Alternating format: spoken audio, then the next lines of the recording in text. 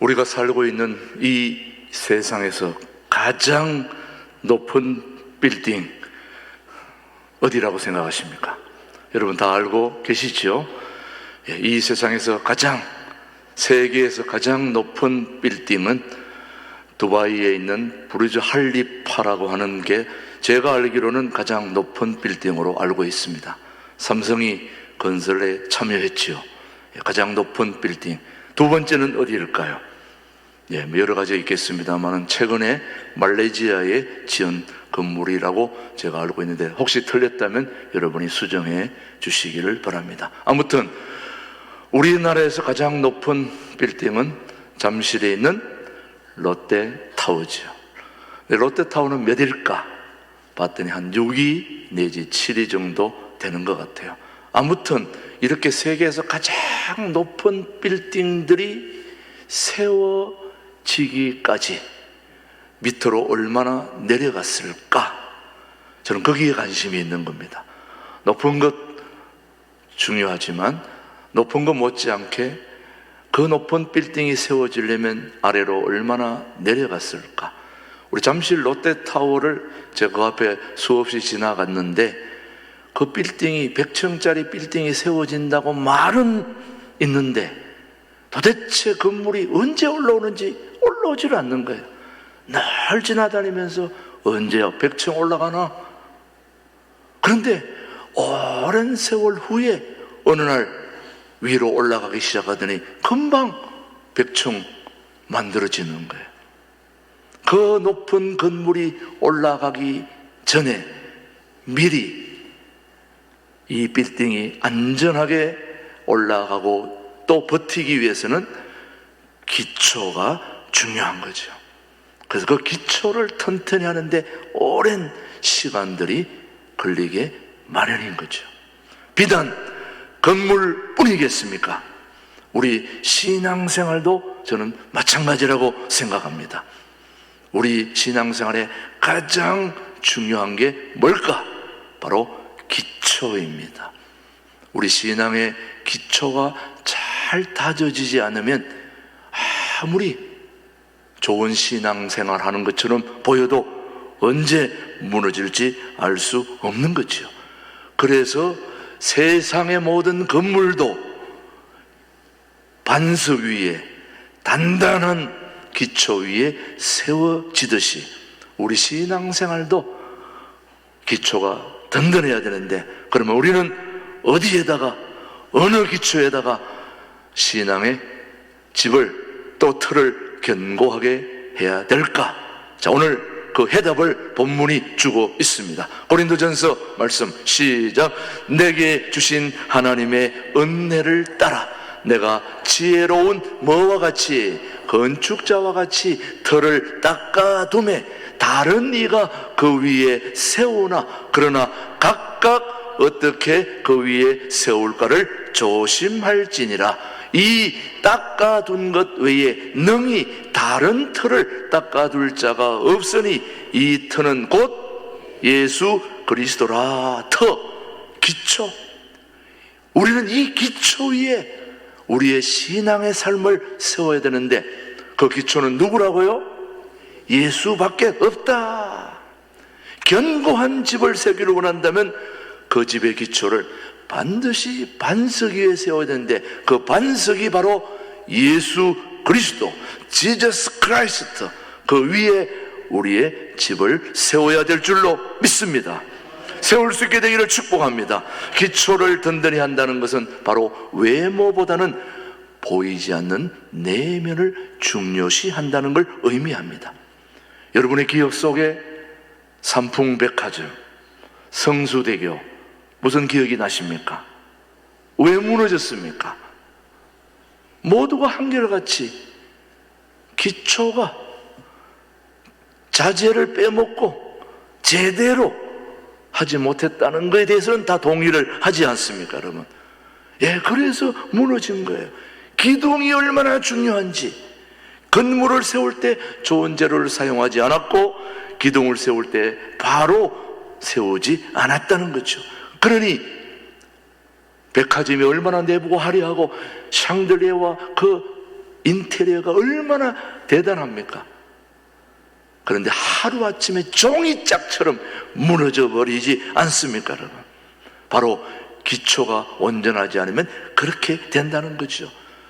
신앙생활을 처음 시작하는 사람은 기본을 잘 세워야 합니다. 또 이미 신앙생활을 시작한 분도 아직 기초가 바로 되지 않았다면 다시 세워야 되는 것입니다. 제대로 세워야 되는 겁니다. 이미 세워진 건물인데 뭐가 잘못됐다고 허가 안 떨어진다는 얘기 들어보셨죠, 여러분? 처음부터 잘했어야 되는 거죠. 다시 해야 되는 겁니다. 철근 빼먹고 뭐 하니까 문제가 생기지 않았습니까? 우리 모두 예수님의 제자로 부름받았다는 것을 믿어 의심치 않습니다. 저와 여러분들은 다 모두 누구의 제자입니까? 예수님의 제자입니다. 예수님의 제자로 부름받은 자들은 모두가 다 예수님의 그 반석 위에, 예수님 터 위에, 예수님 위에 우리의 기초를 세운다면 우리는 무너지지 않으리라고 저는 확신합니다. 그러기 위해서는 우리가 예수님의 반석 터 위에 기둥을 세워야 되는데 몇 개를 세워야 될까? 오늘 저는 4개를 세워야 된다고 생각합니다. 1개 세우면 약하죠. 2개보다는 3개, 3개보다는 4개를 세우면 더 안전하리라고 생각하기 때문에 저는 우리 신광도로교회 성도들이 모두 우리 삶의 변화와 성숙을 위해서는 4가지 기둥을 저는 세워야 된다고 저는 믿습니다. 그래서 오늘 그 기둥을 소개하려고 합니다. 첫 번째 기둥, 여러분 오늘 제가 소개하는 기둥은 새로운 게 아닙니다. 여러분 건물의 기둥 뭘로 세웁니까? 시멘트로 세우는 거죠. 콘크리트로 세우는 거죠. 철근으로 다 모르는 게 아닙니다. 아는데 제대로 세우지 않는다는 데 문제가 있는 거죠. 저는 첫 번째 기둥, 뭐니 해도 말씀의 기둥이라고 생각합니다. 동의하십니까? 말씀의 기둥. 여러분 어린아이가 잘 성장하기 위해서, 아이들이 잘 크기 위해서는 먼저 무엇보다도 잘 먹어야 됩니다. 먹어야 됩니다. 잘 먹어야 됩니다. 영적인 것도 마찬가지입니다. 영적으로 잘 성장하기 위해서는 영의 양식을 잘 먹어야 되는 것입니다. 먹어야 됩니다. 예, 여러분 오늘도 말씀을 들을 때 입맛이 확 돌아와야 되는데 여러분 어떤지 모르겠어요. 제가 오늘도 주방에 들러서 기도하고 오면서 오늘은 추운 날씨 속에 우리 교우들을 위해서 따뜻한 곰탕을 마련했더라고요. 그래서 곰탕, 국물을 한번 맛을 봤는데 국물 맛이 제대로 됐어요. 보니까 좀 짜면 짜다고 얘기하려고, 싱거면 싱겁다고 얘기하려고 그랬는데 딱 맞았어요. 그래서 딱 먹는 순간 입맛이 확 돌아오더라고요. 예, 그래서 뭔가 좀 먹고 싶은데 먹으면 또 말을 하는데 문제가 되기 때문에 먹지는 않았지만은 국물이 살짝 들어가는 순간 입맛이 확 돌아오더라고요. 오늘 여러분이 말씀을 딱 듣는 순간 말씀에 이 먹고 싶은 이 욕구가 확 올라와야 되는데 표정이 별로 이제 그런 것 같지 않은데, 예, 그래서 제가 여러분 앞에 한마디 딱 던지면 오늘 무슨 말씀이 나올까? 이 기대감이 좀 있어야 되는데, 예. 자, 처음 시작한다고 생각하면서 한번 그런 표정을 한번 지어보세요. 오늘 말씀의 기둥을 세워야 합니다. 이렇게 좀 뭔가 좀 여러분 어린아이는 어릴 때 신령한 젖을 먹어야 하듯이 장성한 후에는 모두가 신령한 음식을 우리는 먹어야 됩니다. 어린아이는 신령한 젖을, 어른들은 신령한 음식을, 다시 말하면 딱딱한 음식까지 먹을 수 있어야 신앙적으로 견고해질 수 있는 겁니다.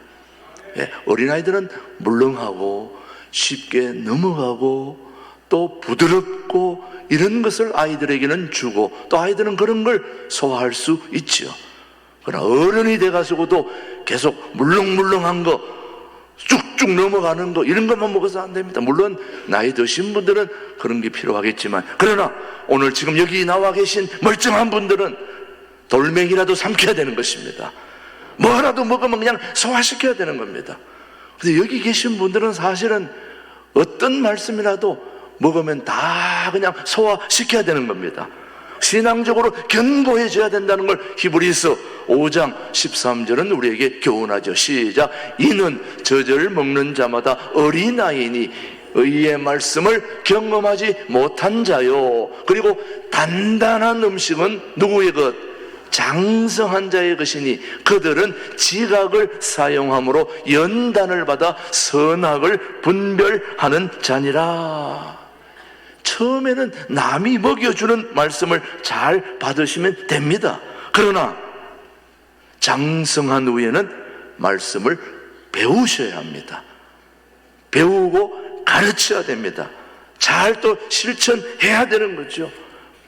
처음에야 뭐 그냥 요리해서 주는 그대로 먹으면 되지만은 점점 우리가 장성하면서 우리가 뼈대가 골격을 형성하고 단단해지기 위해서는 무엇이든지 막 생겨야 됩니다. 뭐든지 들어가면 촉촉 소화가 돼야 되는 거죠. 그래야 골격을 형성할 수 있는 것입니다. 바로 그 골격이 바로 말씀인 것입니다. 말씀을 많이 읽으시고 통독하시고 암송하시고, 그래서 말씀의 깊은 세계로 들어가야 되는 겁니다. 그래서 여러분이 말씀을 읽는데 그치면 안 됩니다. 외워야 됩니다. 암송해야 됩니다. 그래서 걸어다니는 성경, 워킹 바이블이 돼야 된다 이거야. 그래서 하나님의 말씀은 살았고 운동력이 있어 좌우의 날선 어떤 것보다도 예리하여 혼과 영과 및 관절과 골수를 찔러 쪼개기까지 한다니, 그 말씀의 능력이 저는 여러분과 함께 할 수 있게 되기를 축복합니다. 제가 지금 이 말씀을 암송했기 때문에 얘기하는 거예요. 여호와는 나의 목자시니 내게 부족함이 없다. 내가 사망의 엄침한 골짜기로 다닐지도 해를 두려워하지 않은 것은 주께서 나와 함께 하십니다. 그 말씀을 외우고 다니면 여러분들이 성경 말씀 없어도 어디 가든지 사망의 엄침한 골짜기를 통과할 때도 내가 두려워하지 않을 것은 주께서 나와 함께 하신다. 이 말씀에 힘이 나오잖아요, 여러분. 근데 암송 안 하면 어떻게 되려고? 안 되는 거죠.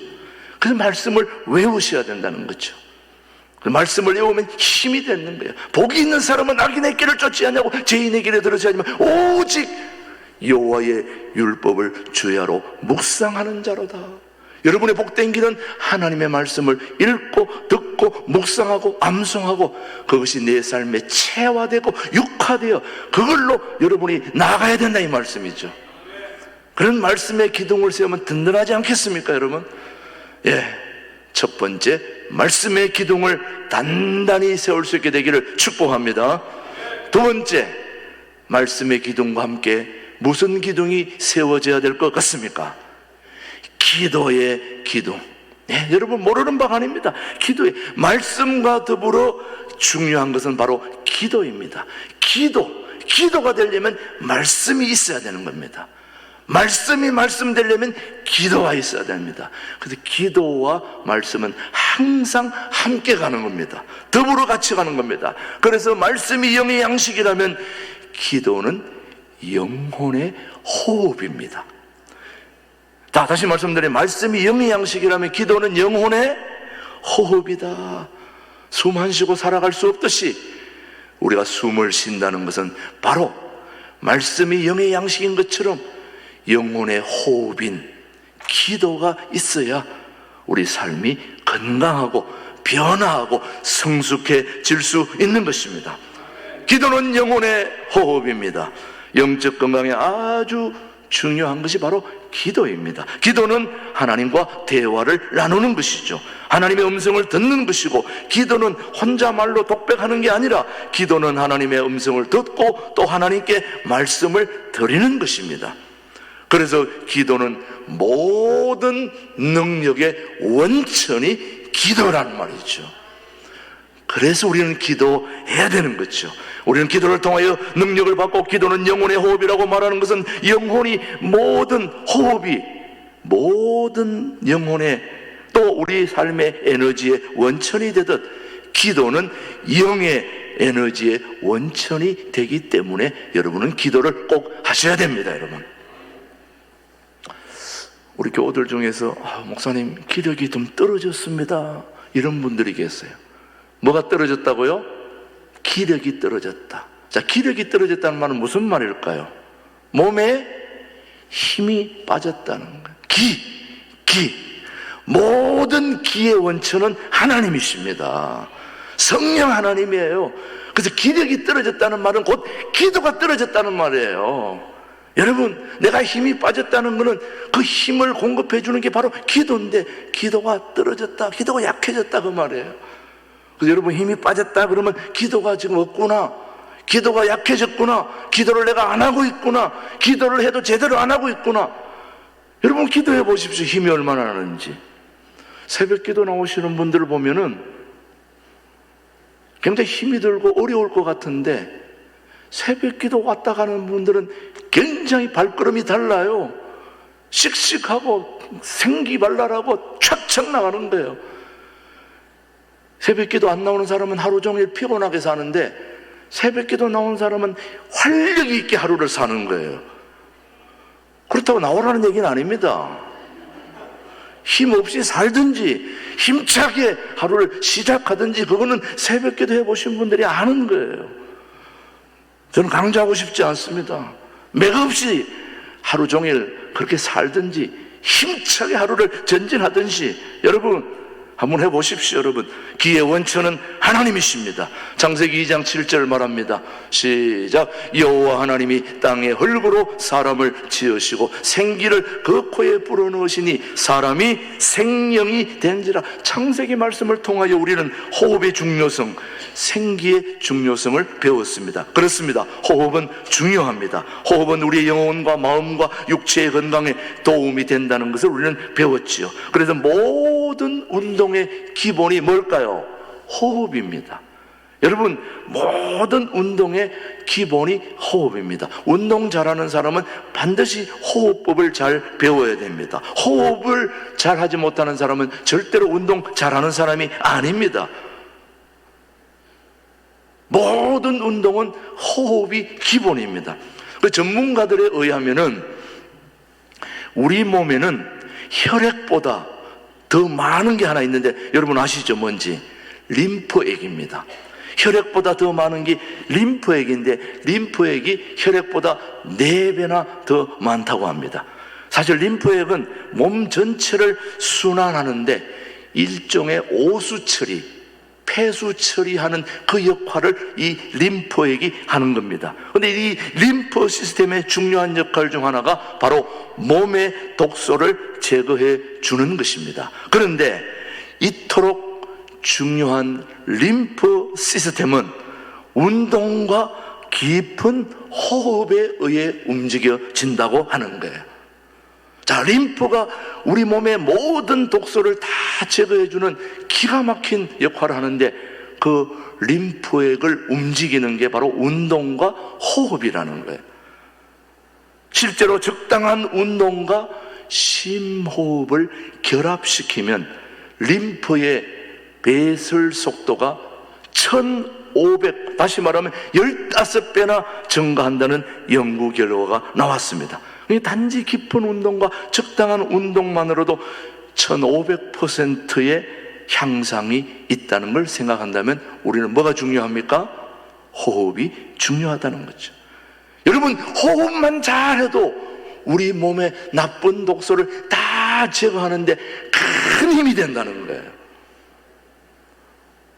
그래서 호흡 기도를 강조하는 분들은 그런 얘기를 합니다. 우리가 숨을 덜이 쉴 때는 성령님을 모셔드리고, 숨을 내쉴 때는 우리 몸속에 있는 나쁜 독소들을 내뿜으라는 것입니다.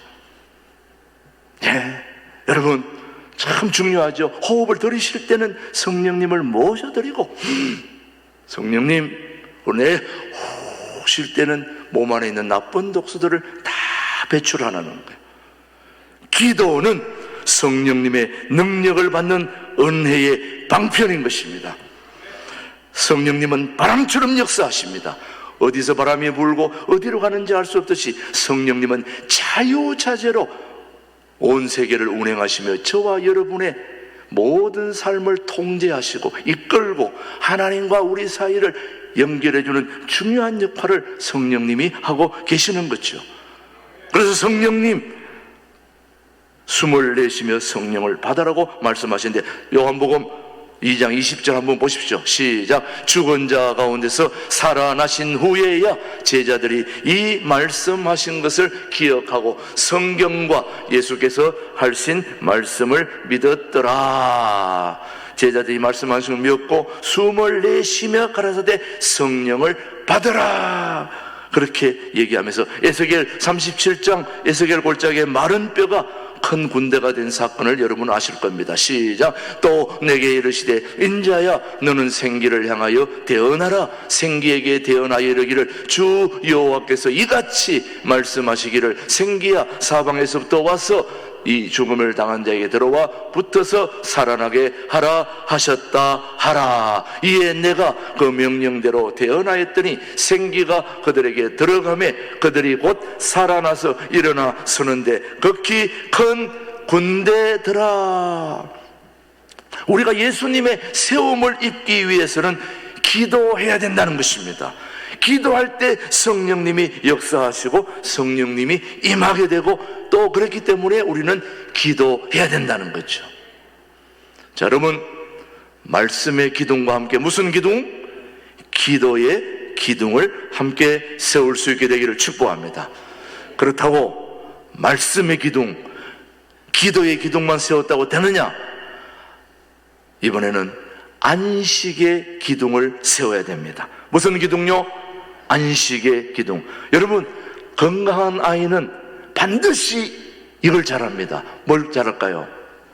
잠을 잘 자는 거예요. 여러분, 어린아이들 보세요. 계속 잡니다. 건강하지 못한 사람은 잠을 못 자요. 왔다 갔다 잠을 안 자고 그냥 잠을 설치는 사람들은 건강하지 못한 사람이에요. 잠을 푹 자야 번뜩 일어나서 일할 수 있는 거예요. 막 돌아다니는 사람은 건강하지 못한 사람이에요. 밤에 잠잘 때 한 곳에 푹 들어가서 푹 자야 됩니다. 막 돌아다니는 사람, 그게 바로 접니다. 안 자고 막 돌아다니는. 제가 그래서 막 이것도 돌아가고 이런 일이 생기는 게 바로 그런 잠을 자야 되는데, 여러분 잠 잘 주무셔야 됩니다. 어린아이들은 잠이 많아요. 우리 손자도 뭐 하려고 그러면 잔다고 그래요. 이 피곤해 죽겠어요. 아주 그냥 보려고 그러면 잔다고 그래. 그러니까 항상 또릿또릿하게 그냥 일어나면 막 잘 때는 헤매도 일어나면 막 얼마나 사람들 피곤하게 만들어. 애들이, 여러분 어른이들 얼마나 피곤해요. 애들이 막 돌아다니니까 잠을 잘 잤기 때문에 그렇게 한 거예요. 사랑하는 교회 여러분, 우리가 언제 성장합니까?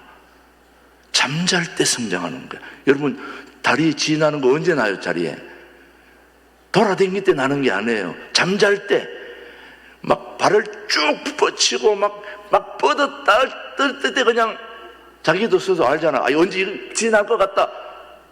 막 몸부림치고 할 때 지가 나는 거예요. 여러분, 운동할 때 크질 않아요.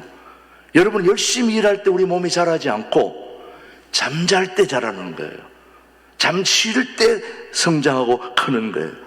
여러분, 영적인 성장도 마찬가지입니다. 많이 배우고 많이 기도하는 것과 함께 안식하는 것이 매우 중요한 것은 바로 안식할 때 우리의 신앙이 쑥쑥 자라게 되는 겁니다. 여러분, 성장은 몸부림친다고 되는 게 아닙니다. 씨앗을 뿌리고 기다릴 때 성장하는 거예요. 여러분 알다시피 농사해 보신 분 알겠지만은 보고 있으면 크는 걸 몰라요. 근데 하룻밤 자고 나면은 쑥 올라와 있어요. 콩나물 어젯밤에는 열었는데 자고 나면 이만큼 됐어요. 보지 못하고 알지 못하는 사이 어느덧 훌쩍 자라 있는 거죠. 여러분들이 안식을 잘 하면 여러분의 성장도 나도 모르게 나의 신앙이 확 자라 있는 거예요. 깜짝 놀라듯이 이거 내가 뭐 별로 한 게 없는데, 이런 생각을 할 수 있습니다. 여러분, 안식은 하나님의 리듬입니다. 하나님이 밤을 주신 것은 안식을 위해서입니다. 일주일에 하루 안식을 주신 것은 안식을 위한 겁니다. 우리는 주일에 안식을 하면서 예배를 드리죠. 여러분, 기억하고 명심하십시오. 일주일 내내 일하고 주일까지 일하면 소득이 더 많이 올라가고 우리 삶이 행복할 것 같지만은 결코 그렇지 않습니다. 지금까지 여러분 해보신 분은 알겠지만, 일주일 하고 주일 푹 쉬고 나머지 일주일 한 사람과 주일까지 열심히 한 사람하고 소득을 비교해 보면 주일을 쉰 사람이 훨씬 더 소득이 높아요. 왜? 쉬는 동안에 쉬는 게 아니고 재충전을 하기 때문입니다. 우리는 하나님께 예배를 드리지만 이 안식의 순간에 우리의 영혼은 새 힘을 얻는 것입니다. 그래서 안식의 개념은 단순히 휴식이 아니고 재충전입니다. 그래서 안식할 때 안식해야 건강하게 되는 것입니다. 자, 여러분, 마태복음 11장 28절 우리 주님이 말씀하고 있습니다. 시작. 수고하고 무거운 짐진 자들아 다 내게로 오라. 내가 너희를 쉬게 하리라. 안식할 때 제일 중요한 게 바로 예배인 것입니다. 예배는 우리 영혼이 하나님의 품 안에서 안식하고 새 힘을 얻고 우리의 영혼이 쑥쑥 자라는 시간입니다. 여러분, 둘의 수도원에서 열흘 금식하는 분들 보십시오. 열흘 금식하는 동안에 다른 데 가서 열심히 일하고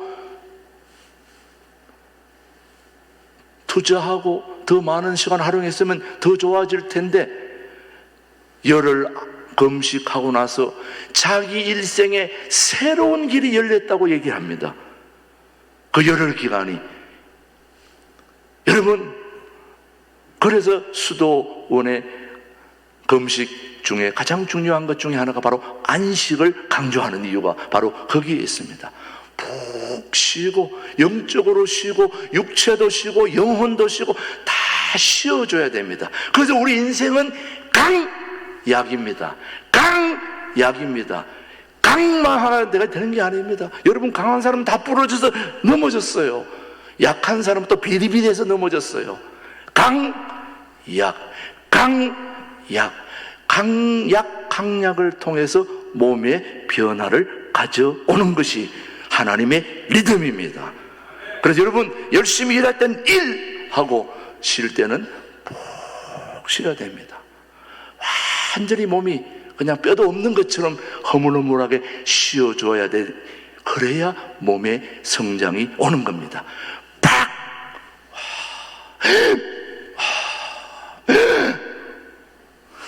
여러분, 그게 반복될 때 역사가 일어나게 되는 거죠. 마지막 네 번째 기둥이 있습니다. 뭘까요? 그러면 허물허물 쉬었다고 하면 되느냐? 쉬었으니 이제는 강하게 훈련 받아야 되는 것입니다. 훈련되어져야 됩니다. 훈련의 기둥을 세워야 됩니다. 우리 영혼은 훈련을 통해서 강해지는 것입니다. 군인은 훈련을 통해서 강해지는 거죠. 운동선수들도 훈련을 통하여 세지고 강해지고, 군인들도 마찬가지입니다. 나무가 뿌리를 내릴 수 있는 것도 강한 바람을 통해서, 그리고 나무는 추운 겨울을 통해서 잘 통과함으로 새로워지는 거죠. 꾸준히 운동하는 사람은 건강한 것입니다. 여러분, 에베소서 4장 12절입니다. 한번 보겠습니다. 시작. 이는